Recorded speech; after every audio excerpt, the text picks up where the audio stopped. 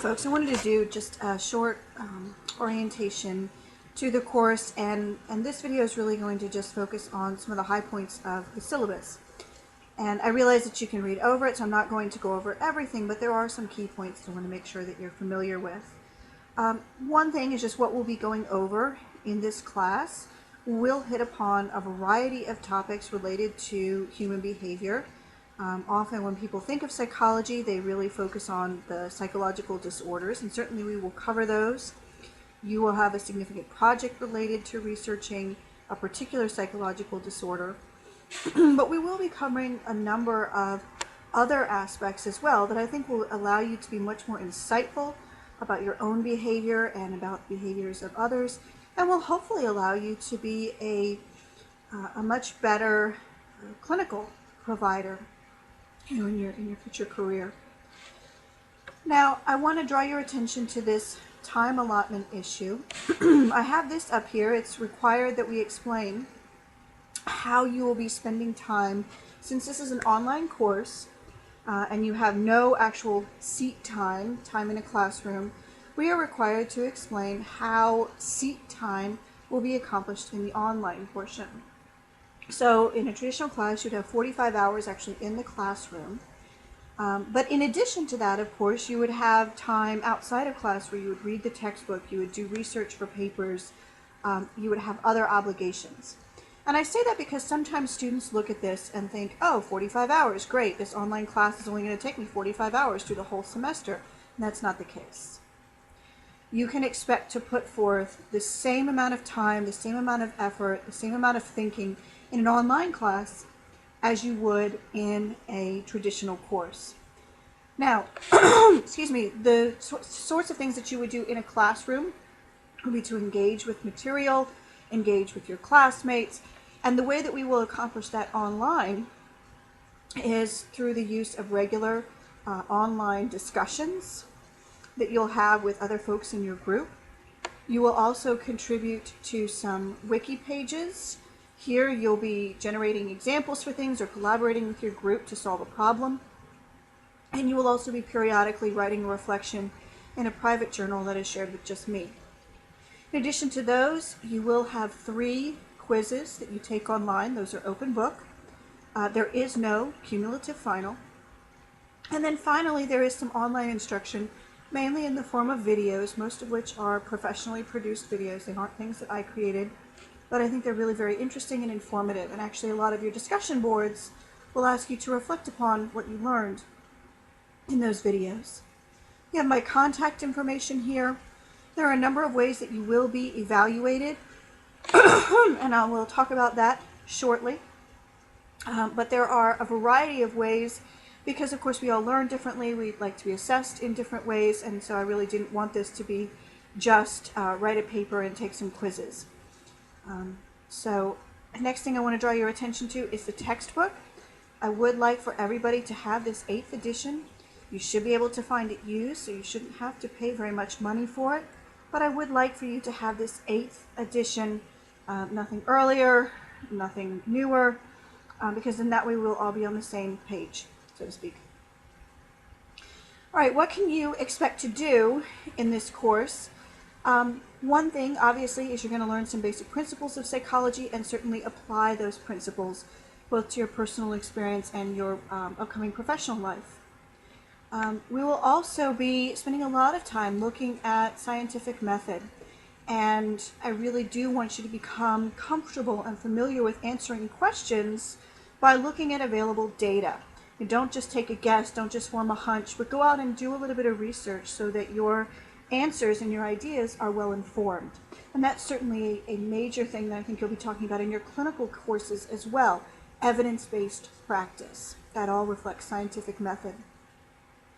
The final thing that we'll really emphasize in this course is understanding that there are certainly a lot of human biases. There's a lot of failures in how we approach things. We aren't always rational. We're not always logical, and many times that's a good thing. Our memory systems, for example, are often quite faulty in a way that serves us really well. So a lot of times when people are taking an intro to psych course, they assume that because this is a study of human behavior, you're a human, you should be an expert on human behavior, but it turns out that that's not true, and there really is quite a bit for us to learn. Right, I'll draw your attention to the course policies here on the second page. You can see that each class basically runs from Monday, this would be Sunday midnight, if you will, to the following week. Unless otherwise stated in the syllabus, everything needs to be completed by the Sunday at the end of that week. I strongly encourage you to compose all of your written work, even something you're going to be posting online in your journal reflection or online in the discussion board. It's really much better to compose it using Word or some other word processing software. The great thing is that you can take advantage of the spelling and grammar check that's available in your word processing software. You want to present yourself in a professional manner. That means having a minimal number of typos or misspellings or poor punctuation, and Word and other word processing software is so valuable for helping you to do that. Another benefit is that if you have some kind of technical glitch on the internet and you've composed, you spent 45 minutes composing something online, your internet goes out, you've lost your work. If you're composing it on Word, there's an automatic backup, or you can save it as you're going. So strongly encourage you to write something in Word, save it, and then copy and paste it into the online assignment. Excuse me. All right, a couple notes about communicating with me, communicating with your classmates. Again, you want to make sure that you're doing so in a professional manner. You're welcome to email me at any time, but definitely if you have a question that probably other folks are going to be interested in, I would encourage you to post it to one of the discussion boards. So there's a discussion board that's called Course Information, and I'll show that to you in another video. So if you have a question, let's say one of the video links isn't working. Well, that's a question that other folks are going to have as well, a problem that other people are going to experience. And so if you post it to the discussion board so that everybody can see it, everybody will also be able to see my answer. Now, if you post it and a day passes and you still haven't gotten an answer, absolutely send me an email, or you could do both.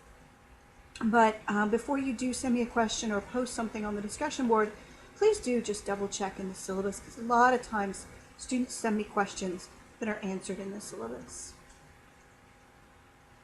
Another thing I want to draw your attention to is the issue of plagiarism.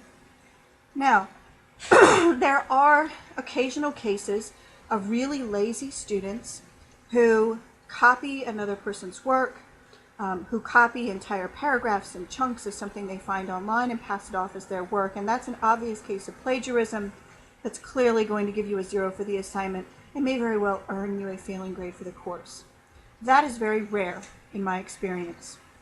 I do, however, see several cases each semester of a student committing plagiarism simply because they don't understand how and when to cite their background information, to cite their research.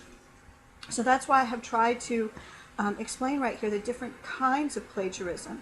So if you quote somebody and you don't put quotes around that, that's technically plagiarism, and it could earn you a 0. Or you present somebody else's ideas that you found through your research and you don't cite them, either in the text of the paper or at the end in the references section, that's plagiarism, and it would earn you a 0. Now, I don't want to give zeros, and so I will be trying to help support your understanding of what is and is not plagiarism, how to be a successful writer. If you do commit plagiarism, I think it was an accident, I will certainly give you a second chance to fix it before assigning a 0. But I really encourage you to read over this, and if you do have any questions about, gee, am I committing plagiarism here or not, ask me or ask somebody in Learning Resources, because you don't want to go down that bad road. All right, I want to talk a little bit about the assignments. I mentioned that there will be regular online discussion boards. And in another video that's just dedicated to discussion boards, I'll talk more about just the technical aspects of how to access it. But I did want to say a few things about the discussion board. Each week you will have at least one question, perhaps several questions to discuss with your group mates. So that's going to be probably 6 or 7 other folks in the class. And what I would like for you to do is to create an original post, your own idea, and you would do that basically by midweek, where you are reflecting upon the question. Sometimes you'll be asked to do additional research, and you'll post your initial response by midweek. And then at a later point in the class, you'll check back again, or maybe that night, and then again at a later point, you'll post responses to your peers. It is not acceptable to log on just once in the week and compose your original post as well as your responses, because I really do want you to be engaging in a dialogue, in a discussion with your group mates. And that means you're going to have to check and be involved at least twice. And I think curious and successful students are often checking several times in a week. Now I realize you're not going to do that every week, but that is probably the ideal situation. There are 15 weeks in the semester.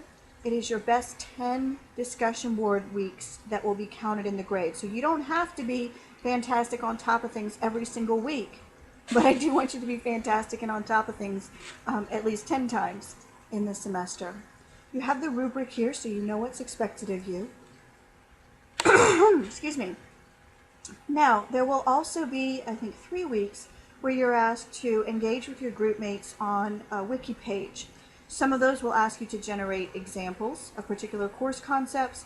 Other times, or at least in one other case, you'll be working with your group mates to resolve a particular problem. Those wiki contributions are graded in a pretty straightforward way: high quality, satisfactory, low quality, based on your ability to satisfy the requirements. There will be 6 times in the semester when I ask you to submit a journal reflection, and this is something that only I will look at. Some of them will ask you to reflect on something somewhat personal. More commonly, I'm just asking you to reflect upon concepts from the course or reflect upon something you learned in the video. It doesn't have to be terribly long. If it was composed in Word, we're looking at about a half a page to a page, single-spaced. You have the rubric for that. Now, aside from your quizzes, the other really significant chunk of your grade, this is a little over 30% of your grade, is a project that I've called Walk in Their Shoes. What you're going to be doing here, and students typically find this really interesting, is you will choose a particular mental health condition, so maybe schizophrenia or bipolar, or it could be a neuropsychological condition like Parkinson's or epilepsy. And you will, over the course of the semester, research what it's like to actually have that condition. And you'll do that by looking at blogs, support group websites, maybe some YouTube videos that a person has posted about their own experience. So this is a little unusual, because rather than looking at scholarly sources, the kinds of research sources that you usually look at for your research papers, I'm asking you to look at people's personal experiences with having that mental illness, or maybe a family member's experience with somebody else having a mental illness. After doing that reading, the big goal is you'll write a final paper, and you will also create a presentation that you will share with the other folks in the class. There are other sub-assignments for that, and I'll talk more about that in another video. But this project basically lasts over the course of the entire semester, and you will be, after you have learned the information, you will share that information and in a way basically teach the class about what you've learned. The final component of your grade comes from the 3 online quizzes. You have about 2 hours to do them, and there are 50 questions. They are challenging. The questions typically ask you to apply course concepts, so it's not just a memorization sort of thing. You have really only one chance to take a quiz. However, if you face some kind of technical glitch, Blackboard will allow you to take the quiz once again. But if you successfully submitted your quiz, Blackboard gave you your grade, you cannot take it again, or if you do, that second grade won't be counted. As I said before, there is no cumulative quiz. So that is hitting upon the high points of the syllabus. Others of the orientation videos will tell you a little bit more about how to use Blackboard to engage with the course.